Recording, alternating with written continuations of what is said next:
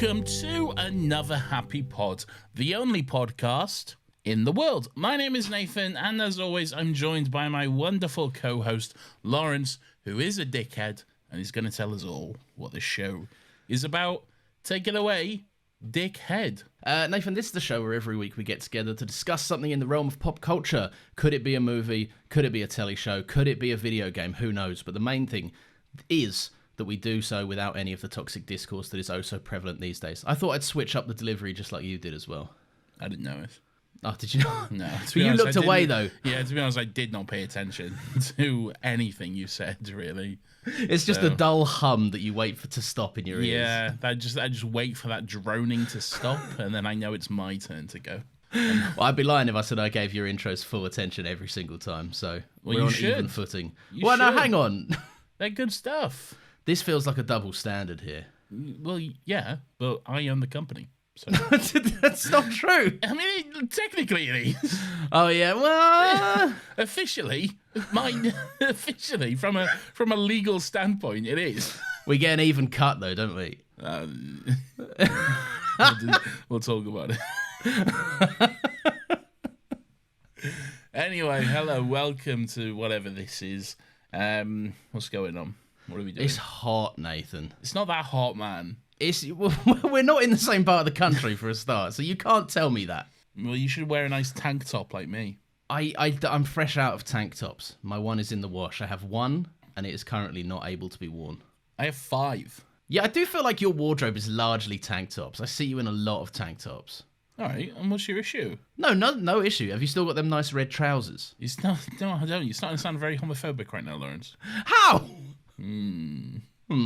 Okay, I know what I did, apparently. Yeah. That's the It's hot, Nathan. All right, it's not that It's hot, a dry heat. Okay, I feel like it's not, but okay. It's too warm. It's warmer than I like it. All right. I'm sorry. That's okay. You can't do anything about it. I'm just ranting. I don't know what you want me to do about it, if I'm being honest with you. Is it warm for you? What's the temperature where you're at? No, do you want me to tell you the fucking temperature right now? I do. Let's compare temperatures. All right. It's 15 degrees for me. It is 18 degrees here. Great. Barely noticeable difference. It's warm enough, Nathan. All right. Okay. How are you other than warm? I'm fine. I was going to do a little light bit of banter with you before we started. Well, so far your banter has been, I'm warm, okay? So I don't know what banter you wanted me to contribute to that. I'm not saying it's top shelf banter. I'm just saying, all right, I am warm. That is something we can discuss. Great. Well, everyone, let it be known that Lawrence is warm, everyone, all right? I'm not allowed to open my window. I can't have a fan. Why can't you open your window? Because then you'd hear birds in the podcast, and that might be a nice sound, but then if my neighbour starts shouting, you're going to hear that too. Well, I don't know. I'm sorry. I don't know again, these aren't things you can help me with. No. This is something you just got to live with. All right? I guess. I'm not happy about it. What have you been up to today, Nathan, on this fine day? I've been working, Lawrence. I'm a working man, unlike you, laying about watching movies all day. I'll have you know I've been working hard today too. What have you been working on? I've been working on a video that is about Mad Max Fury Road. No one cares. I've also been working on a Haven't video... you already done that? No, I work for like 3 different channels that all talk about movies. I really don't care. You are! Stop doing this! I don't care enough. Lawrence, have you ever watched a movie with dogs and thought, fucking hell, I love this, but I really wish those dogs were CGI? Yeah, almost all the time. Yeah, of course. Well, boy, have I got the movie for you. All right. Oh, right, Cruella, everyone. It's in the title. Cruella DeVille? Cruella DeVille? Yeah. If she doesn't scare you, yeah, no evil thing will. True. As Phone Jacker sings. It is Phone Jacker. It is Phone Jacker, yeah. Did you put this on the list? I did, yeah. Because I watched it like when it came out. And I'll be honest, I had fun with it. I think it's a good fun time. And I was like, Lawrence will hate this, so let's talk about it. I don't hate it. Okay. All right, but thanks for teeing me up, by the way, for that. Appreciate it. You're welcome.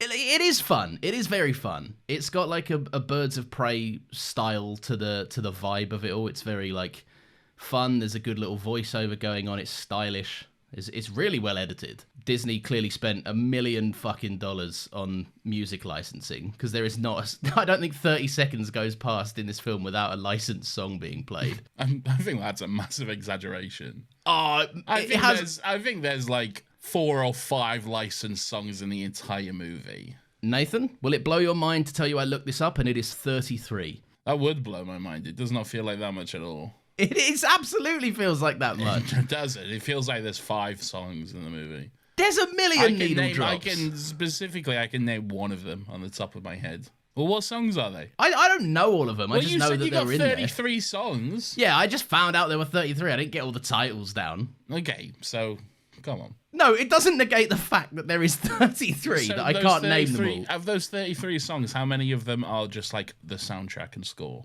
No. The licensed music, 33 songs that are not part of the soundtrack. Oh, yes, part of the soundtrack, but not part of the score. So it's 33 songs. Can you prove it? Well, I watched the movie, and it definitely felt like there were 33, and then also it's people have counted. Okay, well, we'll look up the soundtrack. Oh, you can't just let me be right. You can't take anything on faith. Well, you're not backing yourself up. You're not listing any songs. So I'm going to pull up the soundtrack. There's 15. Okay, that's not what I saw. There's 15. I'm looking at the soundtrack right now. There's 15. Okay, my source may have been Screen Rant, but that's fine. You know how accurate that is. We can still count that as a viable source. There are plenty of songs, is all I'm saying. Now I wanna be a dog. That's the only one I can name. That was in it. That is true. Yeah. They did the Vietnam one that plays in every movie set in the 70s. That one. Yeah, Suicide Squad had it as well. The original Suicide Squad one. I don't know what Suicide Squad is. Please. Oh, that one. Yeah. Fucking hell, now I know. Oh, I thought you actually knew. That was a great rendition. Everyone figured out what that was. I don't know all the words to it. Oh, great. Fucking hell, I've got it now. I thought it might have been the Rolling Stones, but I didn't want to confirm. Well, look it up and then let me know. Okay. I can't. My internet goes too slowly and you make fun of me. My God. I'm moving soon, everyone. And you say these are all licensed songs. I know like one of these songs. That doesn't mean they're not licensed. Yeah, no one will know this. Let's put it out for free. Yeah, but they're not like big hitters, are they? They're not like, hey, everyone, look at this popular music that you like. All right, but the parameters for it being popular and costing money is not, does Nathan know it? I feel like it kind of is. I feel like the more you know a song, the more money it's likely to cost to put it in a movie. Like Come Together probably would cost quite a bit more than, I don't know, what have we got here? Love Is Like a Violin by Ken Dodd. I'll admit I don't know that one. It's not even blue on Wikipedia, Lawrence. All right. I'm just saying a lot of needle drops, all right? I didn't know them all. That's not the point I'm making. There's just a lot of music in this movie. And also, I didn't say that was a bad thing either. How dare a movie have music? Defending the stance doesn't mean I think it's an awful thing. I think it's fine. How dare this movie have a jaunty tune to it? And isn't it appropriate for like the setting and the themes and everything? I feel like it's very on brand for the movie. I didn't say it was a bad thing. I'm just saying it is a thing. It sounds like you're saying it's a no, because I had to defend my position. No, you're framing it in that Lawrence way you do, where you make fun. No, I'm having a hearty jest at the film's expense. Well, I won't stand for it, Lawrence. Do you still like this? Is it still a fun time? Yeah, it's good. It's a good movie. It's better than Creed. I had a lot more fun watching this movie than I did watching Creed, I'll tell you that. Okay, well, I'm glad for you. I'm happy for you. Yeah. I don't know why you're trying to rile me up about Creed. I'm not trying to rile you up. I'm just telling you a fact. All right? The fact is, I had a better time watching this than I did watching Creed. Dogs. I know of them. Same. I've got one. I've heard of them. Yeah. They're good things. Good little people. Mini dogs. You going anywhere with this point? Yeah. Okay. They don't always look the best, do they? I'll tell you what. It's a bold idea to do a movie, to center a movie around the villain from an old animated movie whose whole deal was she wants to steal and slaughter a bunch of puppies and then wear their skin as a coat. It's pretty bold to take that villain in particular and go, Let's make a movie about her, I reckon. Yeah. But I think they did a good job. I think they did a good job because they avoided doing any of the... She doesn't hate dogs. She actively really enjoys dogs. Like in this. Well, there was a funny bit where, like, dogs killed her mum. Yeah, but then the dogs are just her mates later on. Not always. Well, at the end. Well, yeah, that's the end of the movie. I just said, I don't know if it's necessarily... It would have been a braver choice if they went, yeah, and she still hates dogs. But it felt very much... The way But who wants to watch that? Yeah, I'm not saying it should have been made that way. I'm just saying... Well, you're saying it's a braver choice. Because I think it would have been. It would have been... It's a harder pitch, isn't it? To be But like... doesn't braver have to be good, though? Because, it would be brave for me to film a piece of shit for 2 hours and call that a blockbuster movie. Yeah. All right? Yeah. But not good, though, is it? No. You know? No, but I don't know. It does feel strange. There is this element I was watching it thinking, the one thing I know, because I don't really have any nostalgia for any of the old kind of Disney movies like this, right? I didn't really watch them as a kid. You had a weird traumatic childhood. No, I didn't. I just didn't watch these movies.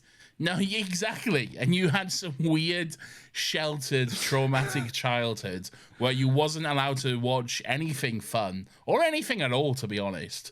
You could only watch like weird fucking, I don't know, whatever your dad was watching, weird World War II movies or some shit. He did watch a lot of World War II documentaries. Yeah. You couldn't watch anything fun or lighthearted. And a show called Sharp, starring Sean Bean. Great, I don't know. I also don't remember a thing about it other than it was called Sharp and Sean Bean was in it. Okay, well. No, but I was watching this thinking, it does feel strange to me that they went, we need to make a Cruella movie. And the one thing everyone knows about Cruella, right?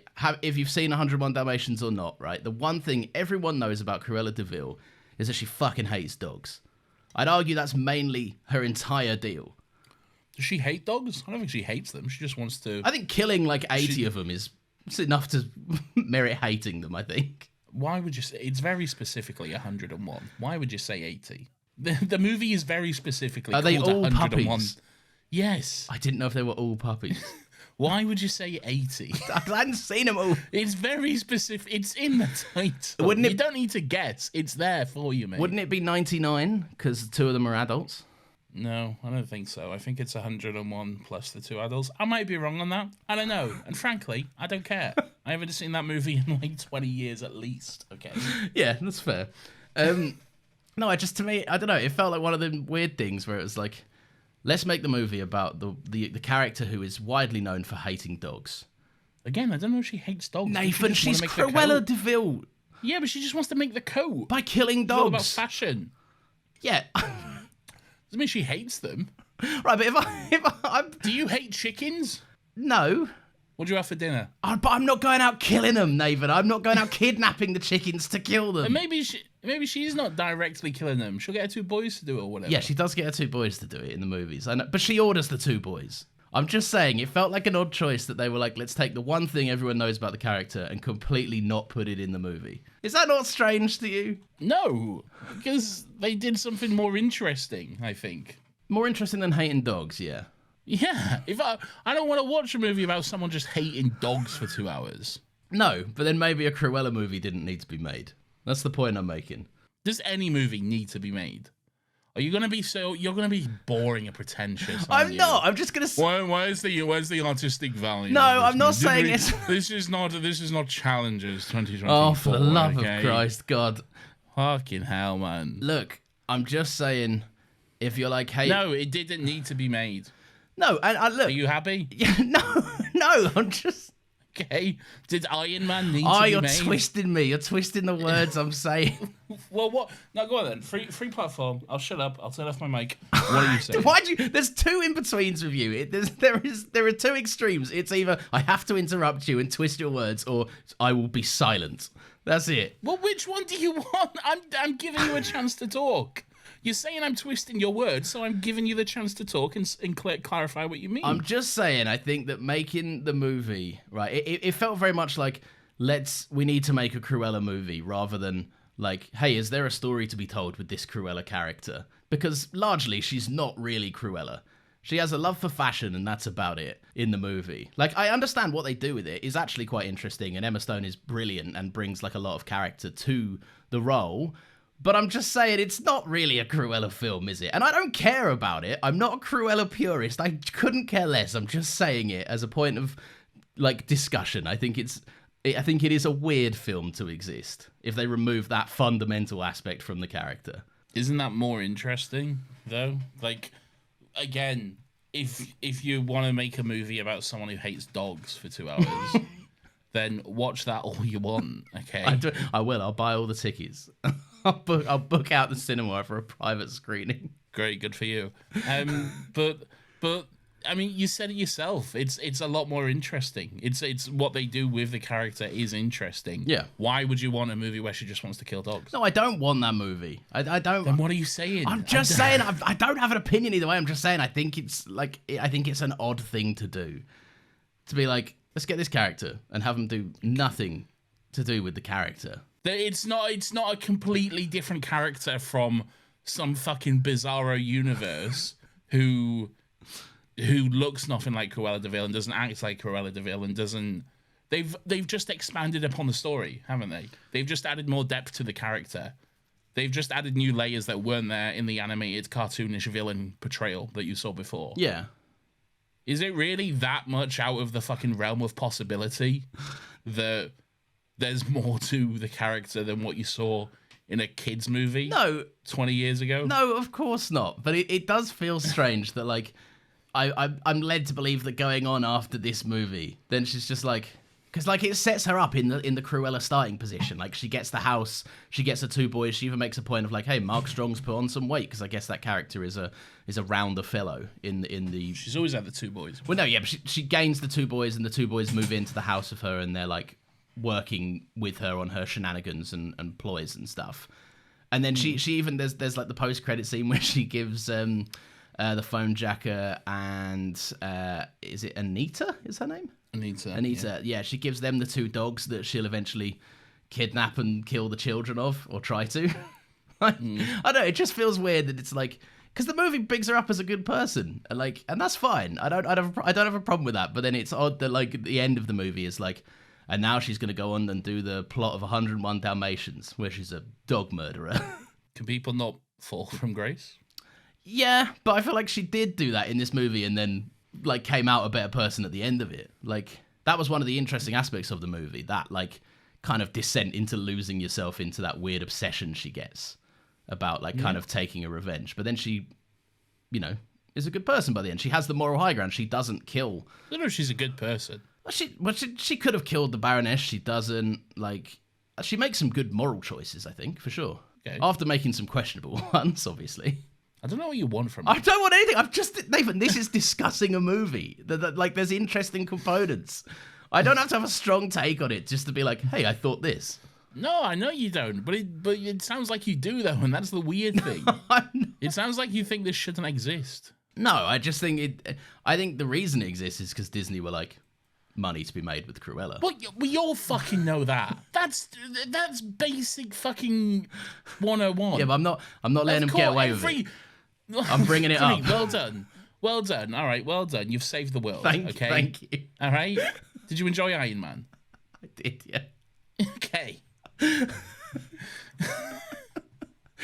I'll take your point. Great. Did you enjoy the Planet of the Apes? I did, yeah. Yeah. Okay. Did you enjoy Dune? Yeah, it's true, I did, yeah. Did you enjoy Dune Part 2? Yeah, but they didn't change all of these things fundamentally. So what? It's all fucking capitalism, all right? That's not fair. You fair. don't get to pick and choose, all right? All right, that's you don't get to pick and choose and be like, no, I like this one, so actually it's okay. All right, it's a fair point. It's a very fair point. Okay, all right, well, like many dogs in this movie, Nathan, I'll put my tail between my legs. All right, I concede. Make sure you do.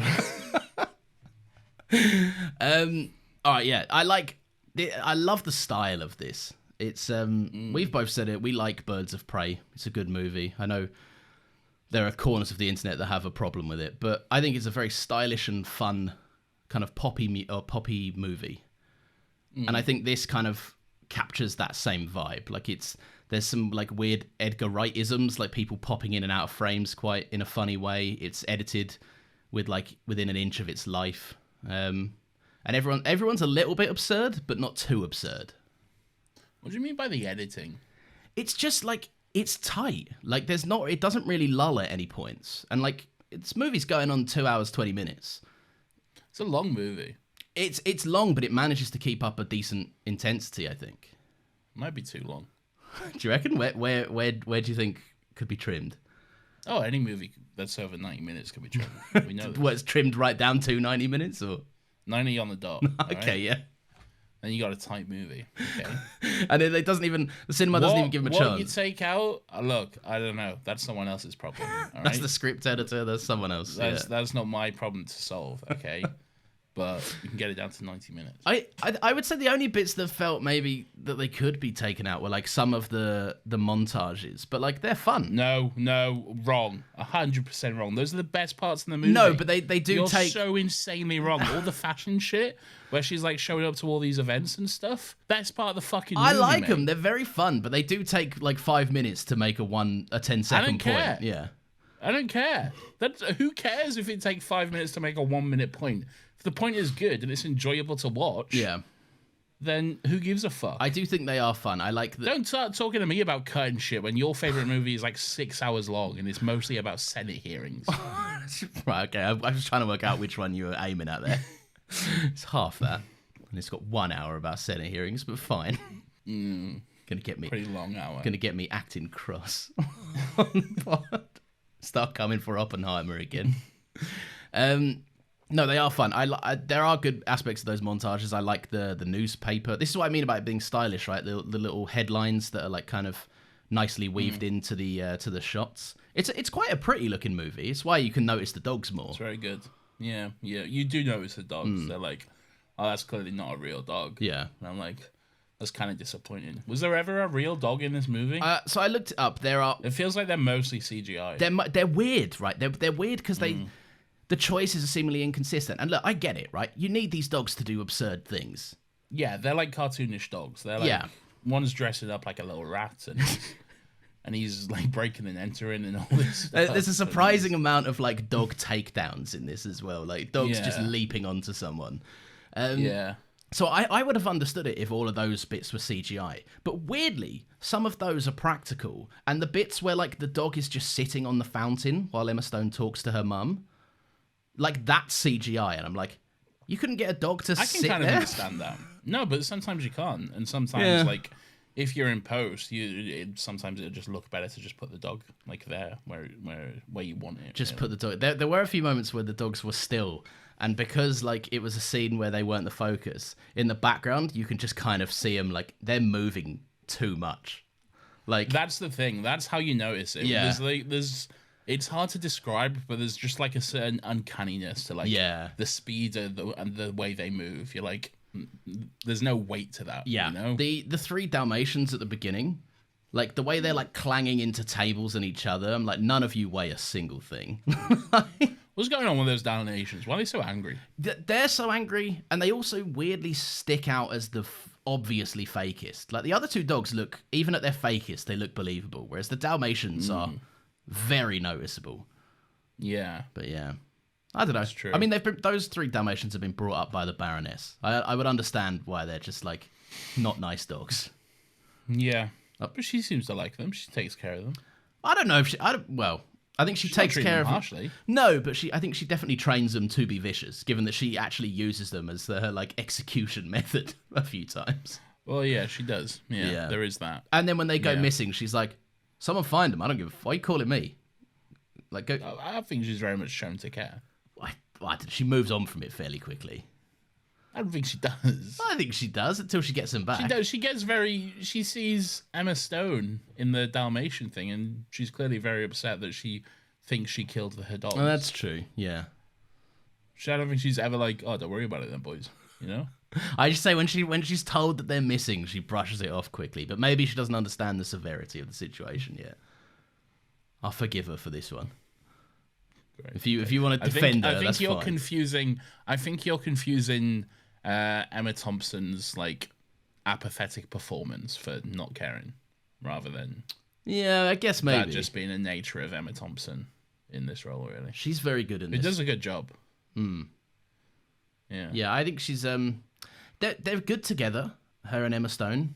They're a real fun pairing because they're both like. Emma Stone's British. Well, Who knew? I know it's a weird. Not me. It's she does. It's obviously heightened because it's the Cruella de Vil accent of it all, but it's quite good. She does it in Poor Things as well, and that's pretty good too. I haven't seen Poor Things. I wouldn't know. I'm trying to think if she does any other accents in like other movies.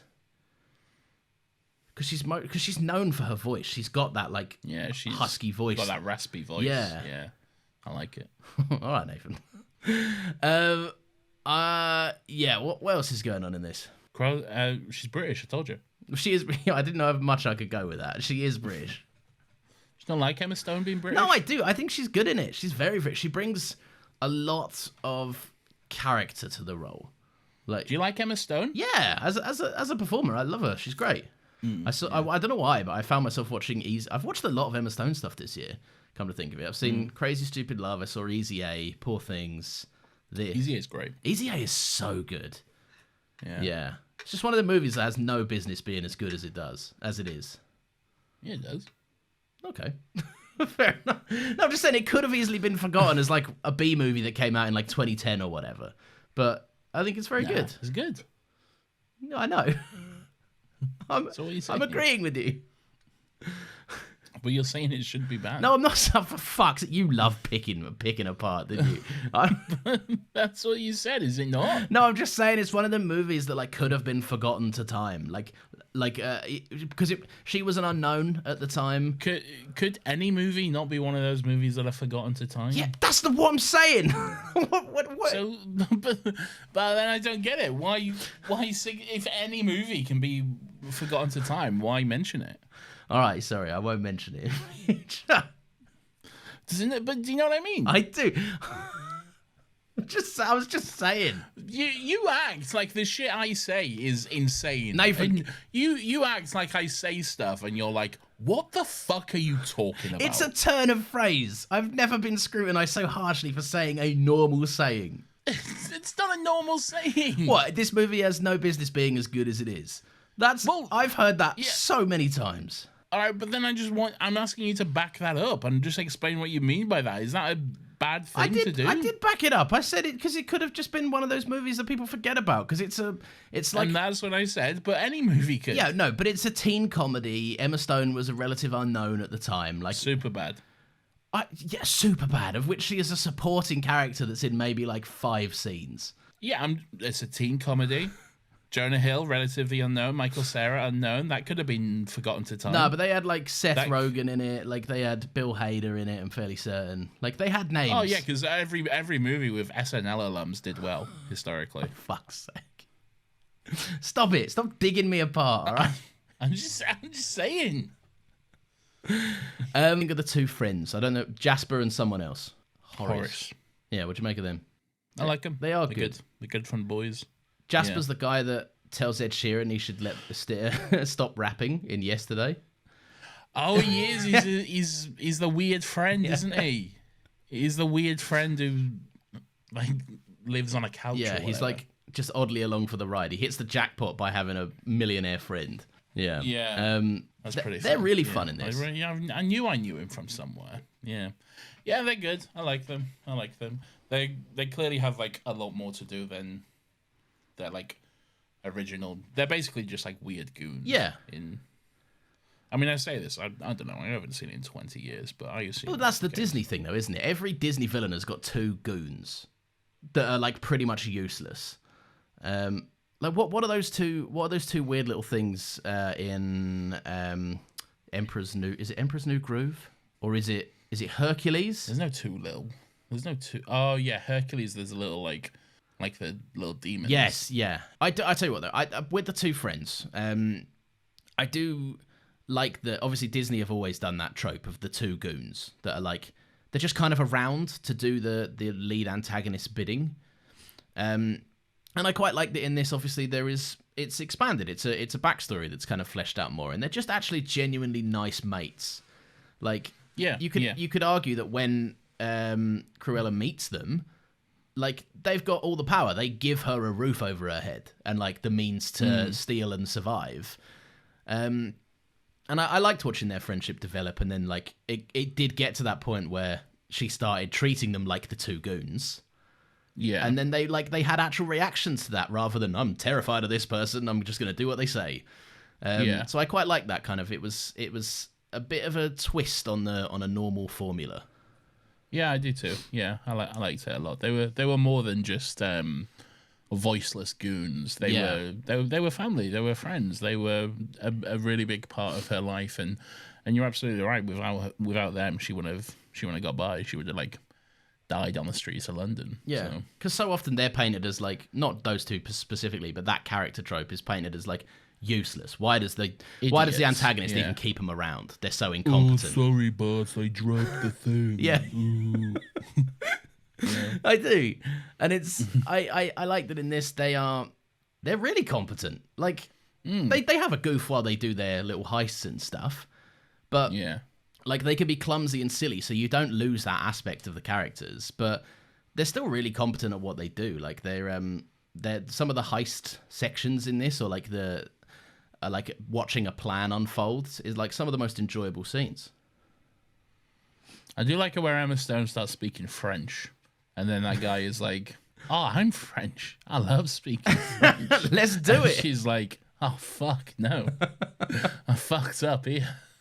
It is good. Ollie, what did you say his name was? Horace?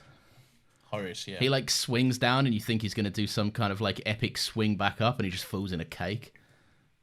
Yeah. That's a bit of fun. The one I quite enjoyed was they had to be seen to be breaking in, and so they were just like, how can we wake up the sleepiest guard imaginable? Like, we're eating his crisps in front of his face. He just fell asleep eating crisps. That's good stuff. A relatable king. We've all been there. I tell you who I do think were a bit wasted in this. Who? Is Kayvan Novak and Mark Strong. All right, so Face Jacker. Yeah. Or so Phone, depending on your preference. Yeah, well, he's probably more famous for Phone Jacker. So Phone Jacker was wasted in the Cruella movie. But he's not just Phone. You just know him from Phone Jacker. Good evening, madame. That's not bad. Stop busting out your impressions of late, all right? You've been getting more and more company. Starry tips. Sold to me. I'll give you 500 for the car. That's my brother's favourite thing. We used to watch Phone Jacker when we were like growing up, and the amount of times he pissed my mum and dad off by just walking into the kitchen going, "Wooden ladders, talk to me." Wait, you don't call Terry Tibbs. Terry Tibbs calls you. It's so dumb, Phone Jacker. It's really dumb. But it's fun. I like It's crazy. Like when I first saw him as well, I was expecting him to be an absolute little dweeb. But he's like a handsome, strong man. He's a handsome man. Yeah. Grows an incredible beard. He does, yeah. Yeah. But I wish he got a bit more to do. Well, he's Roger. He's the main character from 101 Dalmatians, isn't he? Yeah, but not in this. Well, yeah, I know, but he's Roger. So what's he going to do in this? That's what I'm saying, though. What's he going to do in this? Let's not have him do a goof. Everyone else is getting a bit more of a goof and a bit more of an expansion. Give Roger a bit of an expansion. I feel like he had enough to do. You didn't like him, though. No, it's just I don't need Roger or the Phone Jacker to be front and center in the Cruella movie. But I'm being honest. He's got all these chops, man. When I see him show up in things and he's like using his normal voice, I'm like, firstly, what are you doing? You're missing a trick here. Like he's in What We Do in the Shadows, and he does this ridiculous voice throughout all of it, and he's so like he can get a genuine belly laugh out of me just from a line delivery. Like he's so good. Go watch What We Do in the Shadows. Then I did. I guess. I think sometimes actors should just be allowed to have small roles. Just walk on and be like, I get to do a normal an easy voice paycheck. Today. Yeah. Yeah, I suppose. I'd take a walk on role and just be a bumbling lawyer, and then All right, fine. Get paid $1 million or whatever. I think my argument is more strong with Mark Strong. Hey, didn't mean to do that, but I did. Because he's more crucial to the point. What the hell is going on? Yeah, I wanted a bit of that. Nah, I think he does enough. But he's just there to be like, I'm helping you now. Does he not do it well? I don't think but like it could have been anyone, couldn't it? Like if you got Mark Strong, give him a bit more. Okay. This is what I don't understand. You okay? say people are wasted in things all the time. You know what I mean. Yeah, I guess. Yeah, I don't know. I wouldn't have a problem with it. I can see where you're coming from, but also like, if you had the chance to have Mark Strong play a fun little role in your movie, wouldn't you have it? Yeah, but then I might make the role more fun for him, so he's got a bit more to do. No, I don't need him to be like crucial. I'll tell you what. Here's kind of what I'm trying to say. You know the store manager that keeps trying to fire Emma Stone. Oh yeah, yeah. I'm pretty sure. The one who kind of looks like a young Steve Coogan. Yes, he does actually. Yeah. he's in something. I'm not sure what show he's in. He's in like a Channel 4 comedy. It would be a Channel 4 comedy, wouldn't it? Of course. And I don't know. They're all in Channel 4 comedies. That's where Phone Jacker. That's where they get their start. Exactly. But I don't know what he's in. But I know that he's. We went to uni with someone who has a Channel 4 comedy or was in a Channel 4 comedy. Was that a Channel 4 comedy? I think it was a Channel 4 comedy, wasn't it? Can't remember. She was in a Channel 4 comedy, I'm pretty sure. She was. Oh, weirdly enough, she popped up in a movie I was watching a couple months back. She pops up on TikTok all the time, man. I see her on TikTok, and she's got like, she's huge on TikTok. She's huge on lesbian TikTok. Yeah. All right. Good on you, Sophie. She's huge. Yeah, good on you, Sophie. Well done. If you ever want to promote a podcast, that's fine. You don't have to ask. We're fine with it. Yeah. But no, all right. The guy in the shop, the young Steve Coogan, right? He's a silly bit character, right? Because he's pulling all these wacky faces. He's getting himself in wacky scenarios, but it's not too. He's a little hoity-toity. Yeah. Shop boy, isn't he? Yeah, and I think I don't know. Give Mark Strong a bit of flavour like that, because he's mostly just Mark Strong in a suit. Like I feel like he just woke up, put a suit on, and went on set. I liked Emma Thompson's assistant. He was a weird little guy as well. Oh, he was a weird little guy. Yeah. I did like. But him. I think that's too weird for Mark Strong, though. Do you not think? Oh, so you're saying they brought him in to be the straight man? Yeah, Mark Strong's not a weird guy. You know, he is the straight man. That's the thing. Merlin was a weird guy. He was a weird guy. Merlin was the straight man. Yeah, but he was a weird little guy in himself, wasn't he? Not really. I think in the world of Kingsman, he was a little, like, he's singing songs on grenades and shit. Like, he's doing some stuff. Yeah, but that's just a sweet moment. He's not always singing songs on grenades. No, he is. He's just dancing from grenade to grenade. I think he's very much the straight man in those movies. I was about to say, I reckon Colin Firth is, but then he's, like, whacking cunts with umbrellas 24/7, isn't he? Exactly. Yeah. Then he gets shot, so maybe not.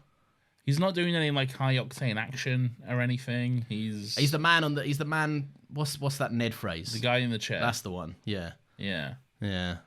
He's your tech support and everything. Maybe he's a bit wackier in the second one because he's out more in the field. Everyone's wackier in the second. Oh, that's true. Yeah.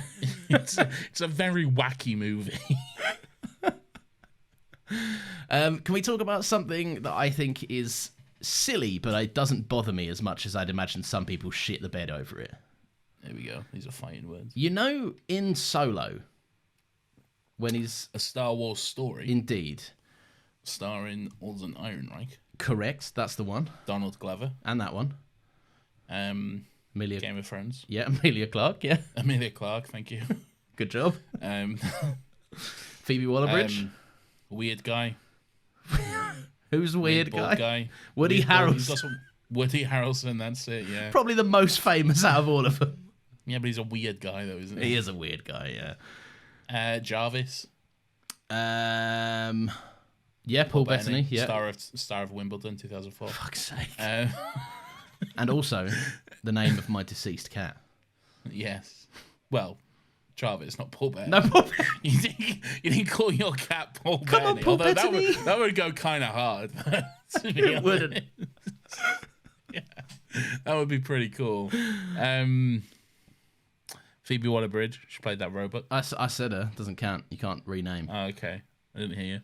That was so cunty. Didn't hear you, but whatever. Fine. Moving on. Yunus Sutarmo. Yeah. Chewbacca. Big Chewie. Yeah. He'll also be playing a new Wookiee in the High Republic TV show. That man's set for life, isn't he? He is. Whenever they need a Wookiee, they'll just be like, let's get Yunus in. And he's a great guy as well. He loves it. He absolutely loves it. He's having so much fun. He's like, I get to be Chewbacca. This is sick, man. I love that, like, 7 years on, it's just not worn off for him at all. No. He's having a great He's on every Instagram post, like, more fucking than 10 years. It's more than 10 years. When did he start? The Force Awakens. Oh, Peter Mayhew did a bit, didn't he? But not all of it, right? They shared the role. Whenever Chewbacca was sat down, it was Peter Mayhew. Yeah, fair enough. Yeah. That's just an absolute bag of bones man in his mid-70s, like, run down this corridor. No, I won't be doing that. Bless him. Harrison Ford. Anyway, what point was you making about Solo? That he's got no people. Han Solo. Yeah. I thought that was as dumb as they could get in terms of. It's very dumb. It's my least favorite part of the movie. I hate that part. But I don't mind. I breeze over it. It's a staple of movies at the time. I hate it. It's what I think it's probably in all of Star Wars. It's the thing I hate the most. Oh really? Okay. Yeah. I think that is still better than this car is a devil. Oh, it's pronounced Deville. And then Emma Stone turns down the lens and is like, that's my name. I like that a lot. It did remind me of that. You remember that Fantastic Four meme? Oh, like, say that again. Sort of thing. Well, I loved when people were using that meme, but like contorting words in the most possible to make it work. Yeah. Yeah. Look, stupid. It's one of them things that I've rolled my eyes and then I went, right, we're past it now. I can relax. They're not going to do it again. Yeah, no, I don't like shit like that. It's always just a weird forced in moments. Apart from when I do like it. And I can't explain why that is. I can't explain what it is that makes me like it sometimes and what it is that makes me hate it. What's a good one? I'm sure there's some Doctor Who ones. Probably. That are for... I can't think of any off the top of my head. Solo's different though, because there's no need for Solo, you know? It's not like a fun reference or anything. It's just, this is what we call people, or you have no family, so I'll just call you Solo. Like, why? It's so pointless. Weird, like, bottom of the barrel stuff, isn't it? Like, if you've got no actual Easter eggs to make, I'm like, could her name just not have been DeVille? It's like, I'm pretty sure in one of, like, the early episodes of Gotham, like one of the first 3 that I watched and then promptly stopped watching it, was like someone says to Bruce or something, someone says, I'm pretty sure the line, stay away from Ivy, she's pure poison. And I was that is...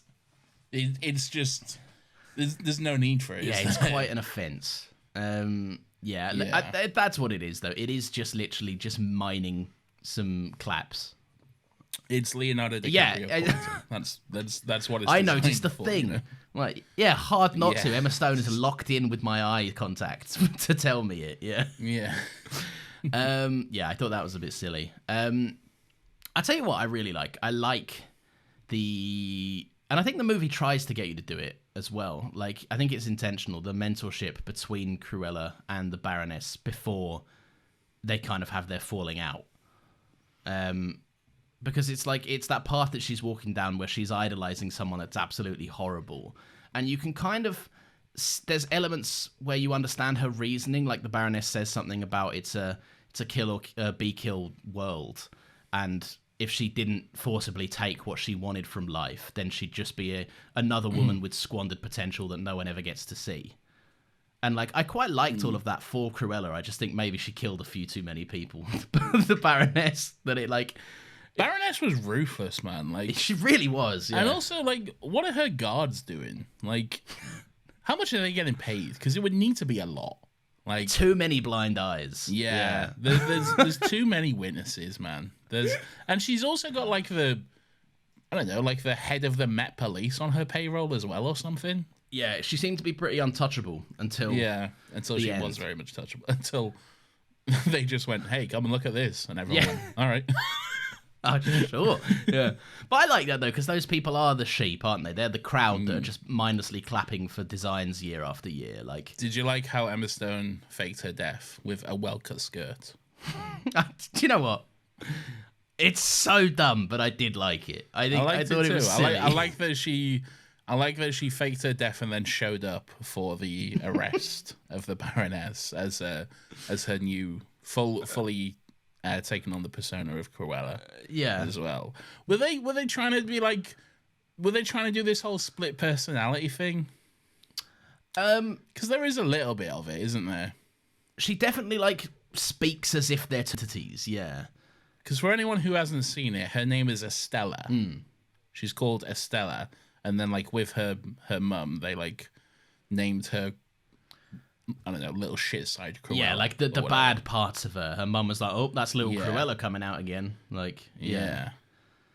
Which I feel is just like setting your kid up for all kinds of don't do psychological that. issues. Probably, yeah. That's why she has borderline personality disorder now. Like, yeah, I didn't really think about the role the mum played in that, but that's absolutely right.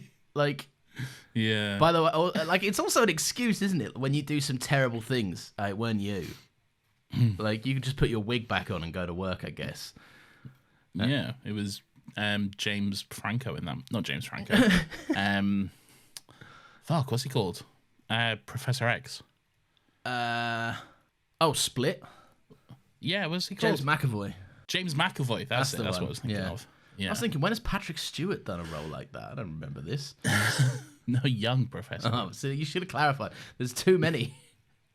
It's true. What else is going on? I liked the person who like had the fashion shop, who like she got to help her with all the designs, like the kind of like non-binary-esque character. It was quite cool. Like that. I did like them. I thought they were pretty sick as well. I like the it's just kind of everyone is like on board for a little bit of fun, but then like whenever Cruella takes it a bit far, like don't know if I'm on board with the killing the dogs stuff. Like I don't know if that's a bit of me. I really liked all the big like when it was like Cruella going around like turning up to these events and stuff. I think that was, like I say, that was the best part of the movie for me, because it felt so like anti-establishment and shit. It felt so like fuck all this charade, fuck all this frivolity and these pompous events that mean nothing. Like we had the Met Gala this week. What the most dystopian shit is the Met Gala, man? Have you seen? It's like we've got fucking protests happening in the street because there's a fucking genocide going on in the Middle East, and then it's just a bunch of fucking celebrities acting like the fucking Capitol in the Hunger Games. Isn't it? Yeah. Oh, we paid 75 grand for a ticket, and now look at how well we can do a big fancy dress costume. Aren't we beautiful? What? Actually, like, I know the red carpet and all of that stuff, but what is the Met Gala? Like, when you get inside, what is the Met Gala? I think it's like a dinner. And like dinner? Like a dinner and an event and stuff. It's basically just a big fucking fundraiser for the Metropolitan Museum of Art. So pointless. And it's been turned into this fucking dystopian fashion event, which I can't fucking stand. I don't get. Did you see Kim Kardashian this week? Someone said free Palestine, and she was like, free everybody. She met on. I'm like, wow, what a statement. what a fucking industry leader here, a pioneer of hope. Somehow all lives matter has returned. Oh god, yeah.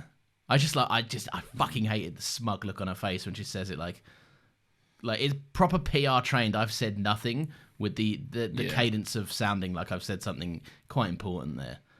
So you've said absolutely nothing. You're a fucking idiot. What a bunch of stupid people. No, I do like that component of the movie. It does feel very anti-establishment. They felt very punk. That's the whole aura of the movie. 70s London aesthetic and stuff. Yeah, it looks great as well. By the way, they so clearly filmed. The dogs. That's why. No, but that's what I'm saying. That's why the dogs stick out, because this is a very practically filmed movie. Like there's some like CG expansion and stuff, but for the most part, the sets they're walking around in, I don't know this for a fact, but they all felt real. And if they weren't real, then they did a good job of making them look real. I think most of the CGI will be stuff like removing modern buildings and stuff, because obviously it's in the 70s, so yeah, and it does capture that kind of nice industrial feel to everything, which makes it so intriguing when Cruella pops out in like a newspaper dress with like gold sequins and stuff, and you're like, wow, she really pops on the screen. Yeah, 100%. I love that moment where she turns up. I think it's the first event she turns up in, and she just like burns her like dress, and then it just reveals this other look underneath, which is it's great. And then she deployed the Assassin's Creed 2 fighting technique, which is where 8 guards surround you, but only 2 approach. Yeah. that was a weird scene. I was like, why is she? I didn't know she could fight. Yeah, why is she just fighting all these guards? And also, how did Emma Thompson not notice her? Like, I mean, that's just hand wavy, whatever. But it's like Superman Clark Kent, isn't it? Like, yeah, it's very much like, who is this person who's now my nemesis? Oh no, they work for me, and I didn't notice. It is hand wavy. You just kind of got to go with that and be like, who cares? Yeah. I did like, speaking of the costumes in general, like I thought everyone looks really good in this. Like it's a movie for, like, everyone's well dressed and they fit in very nicely. Like even the people that aren't really meant to be well dressed, like the 2 mates. Yeah. Like they still look good in that when they come down and they're like balaclavas and stuff. I'm like, oh, you're still it feels fashionable. Yeah.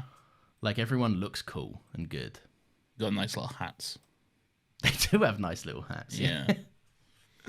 All right. What do you make of the twist?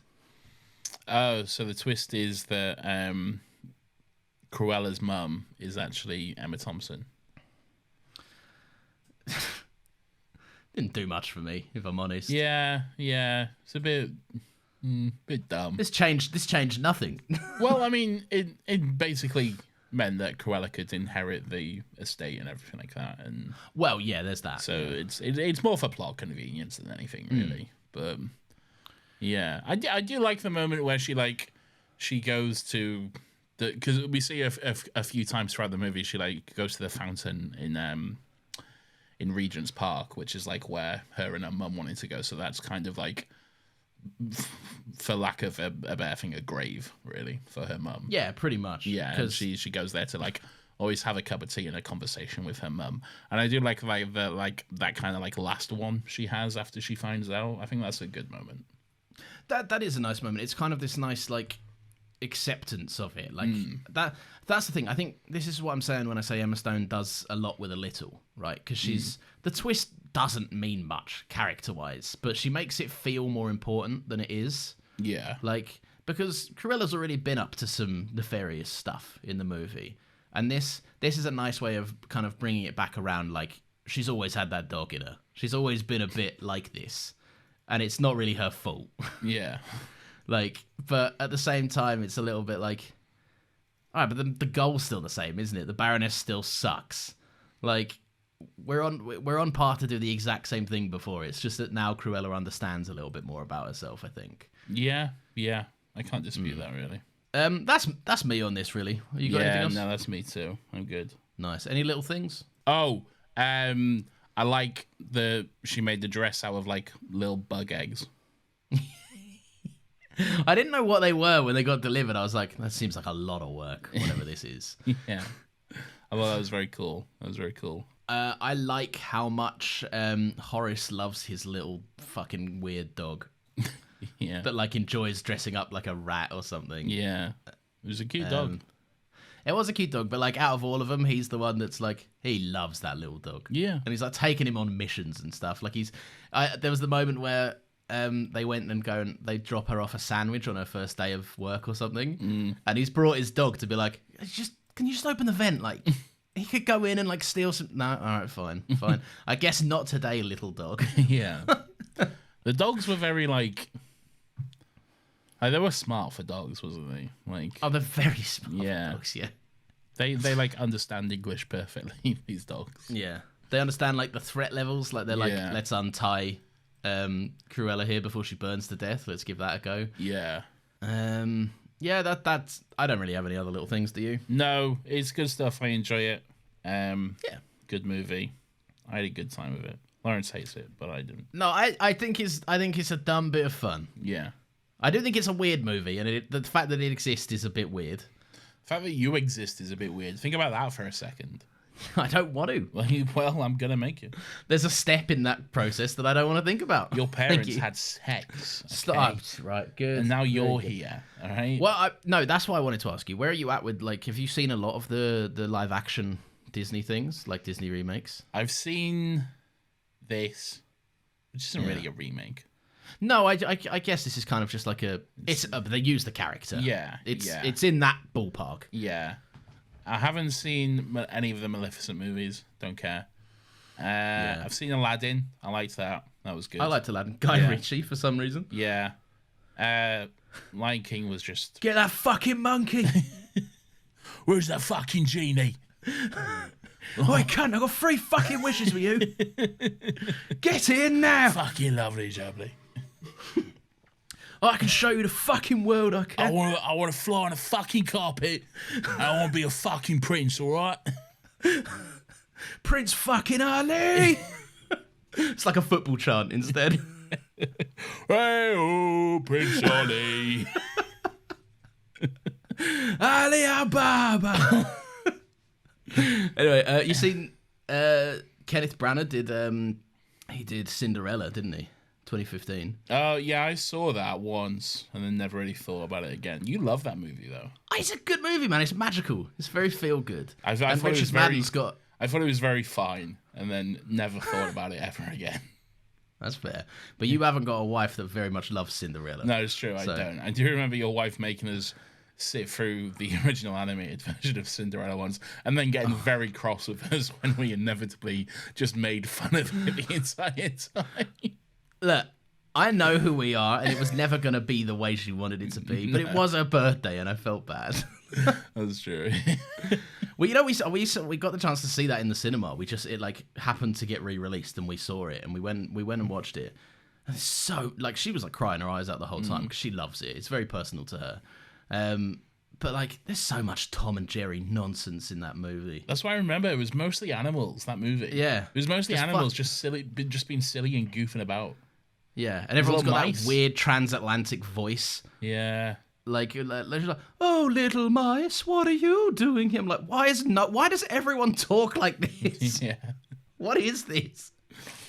Yeah, weird movie. No, I like the 2015 one, though, because Richard Madden's got, like, you see him, like, actual set photos, he's got a fat cock in it, and they had to, like, cover it up. Jesus, okay. I'm just saying. No, he's spoken about it as well. He was like, it was actually, like, if they hadn't covered it, you couldn't put that on the screen for like a kids' film. Isn't his dick in Game of Thrones? No, I don't think he freeballs it in Game of Thrones. I think. No, Lily Allen's brother freeballs it. You see his dick. Alfie, come on, Alfie Allen. I guess. She'll write another song about you. Come on. No. All right. What have there been any others? Lion King, Dire. Oh, that was hard to watch that one. Yeah. What else was there? Mulan, haven't seen it. No, I didn't see that. I know that like people hate it because they did some weird thing. They I think they released it at a very offensive time, and there's some offensive stuff in it, I think. Really? Yeah, I can't remember what about, so I may sound very ignorant, but there was a massive hullabaloo when it came out about like certain depictions of China and stuff. It got released like they had the premiere.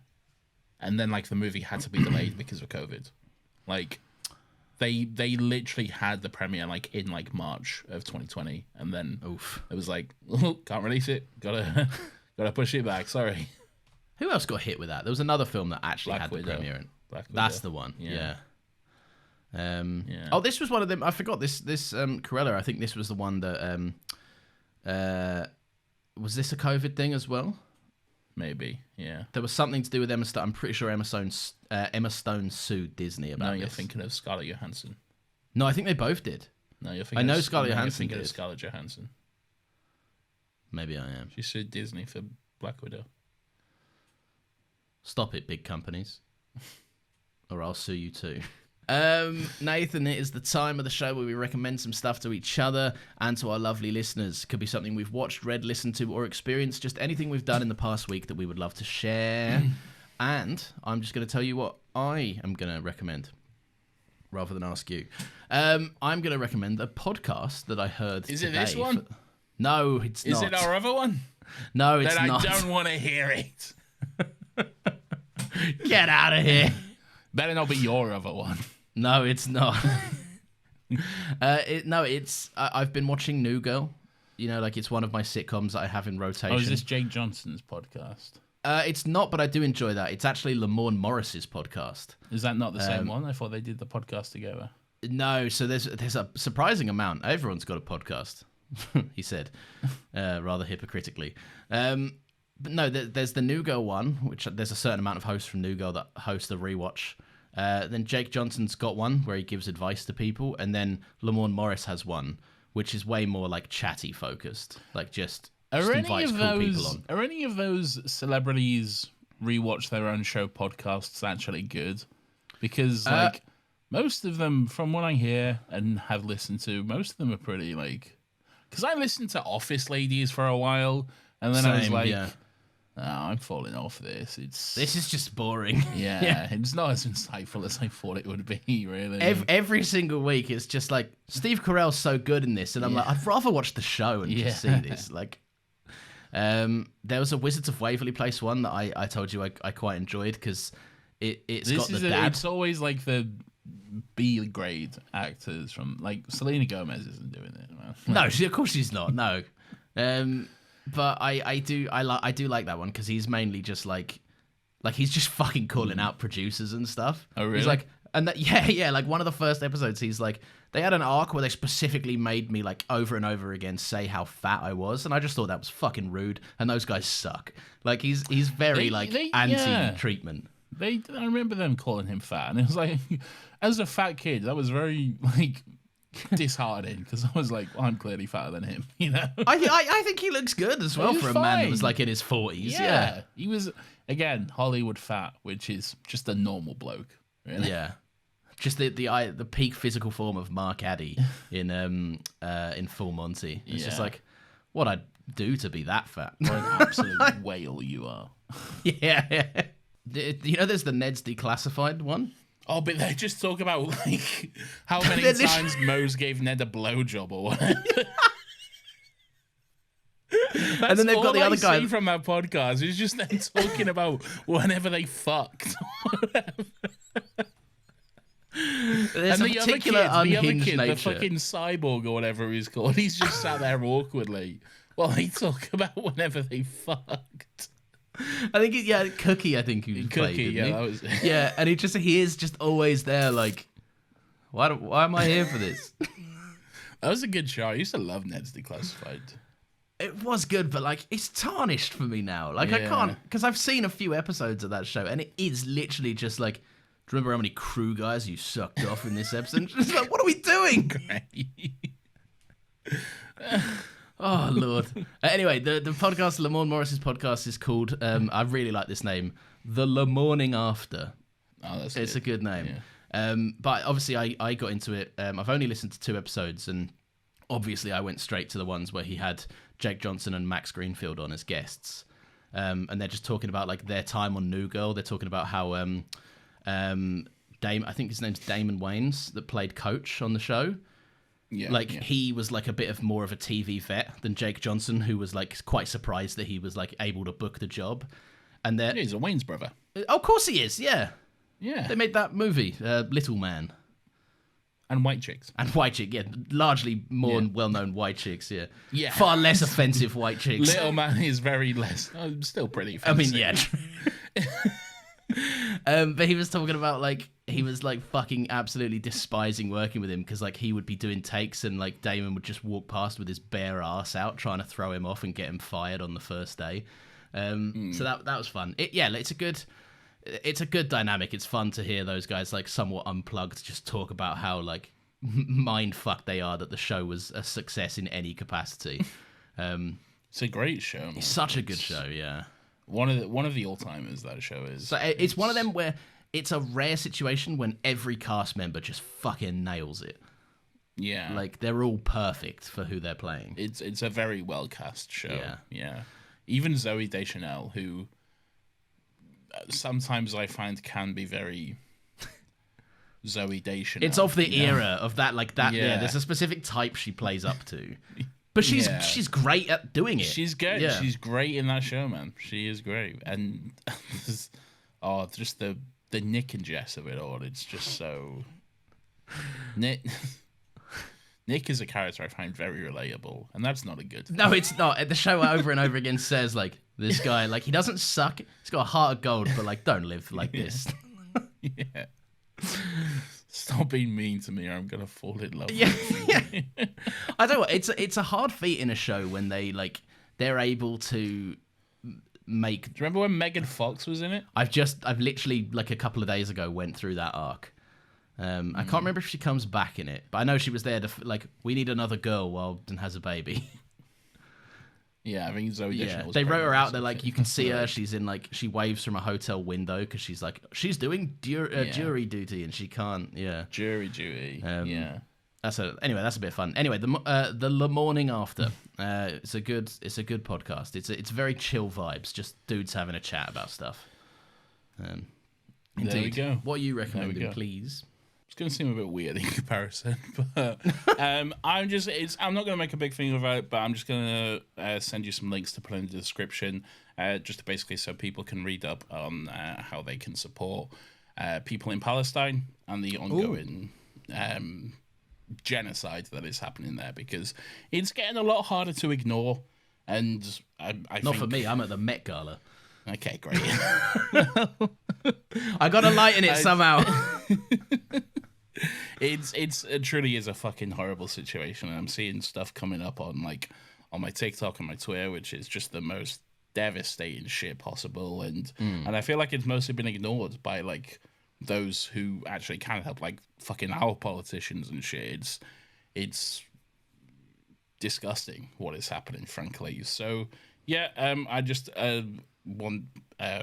recommend people look into it more, be aware of it, be aware of what is going on, and help out in any way you can, whether it be donating, whether it just be making yourself aware and making others aware, whatever is the best situation for yourself. But correcting your racist uncles at the dinner table, that kind of stuff. Yeah, whatever you can to help, because it's brutal, man. It's really fucked up, and I wouldn't feel comfortable. Now, as small as my platform is, I do have a relatively small platform, but I wouldn't feel comfortable just completely ignoring that. So, that's fair, especially when you've got, like, I don't know, the fucking president of the United States being like, here's some weapons, and then crying on Twitter when the weapons are used. I'm like, you bought them.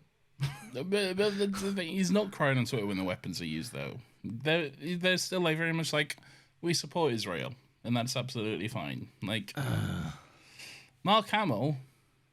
Oh yeah, he put his foot in Mark it. Hamill. He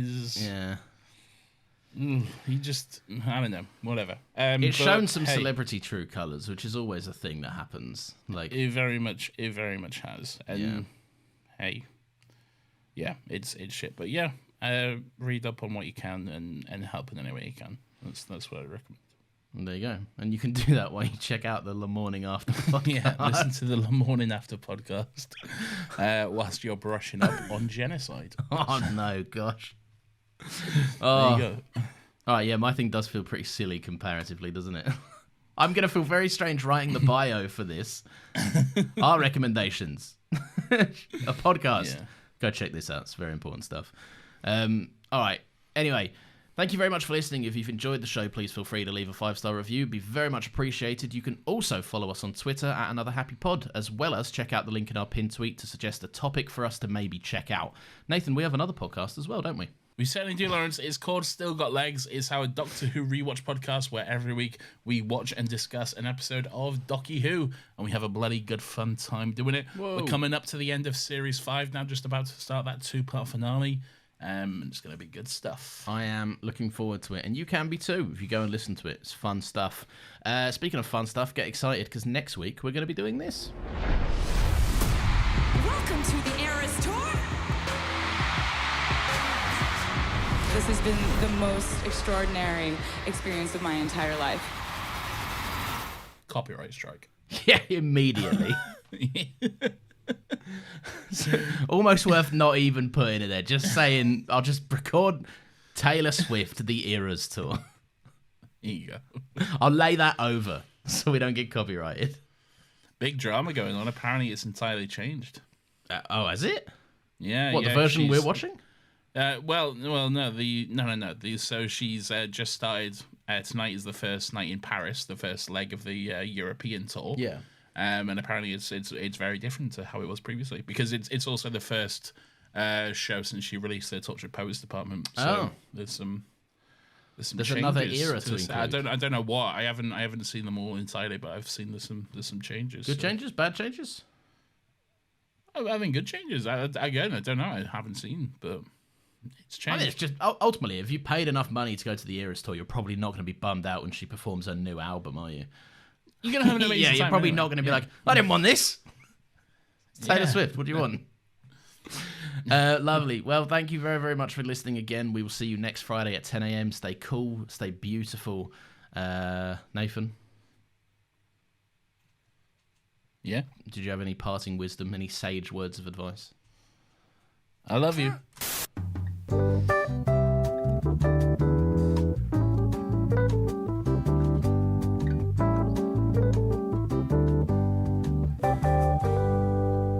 Yes. Oh shit, I shouldn't have said that.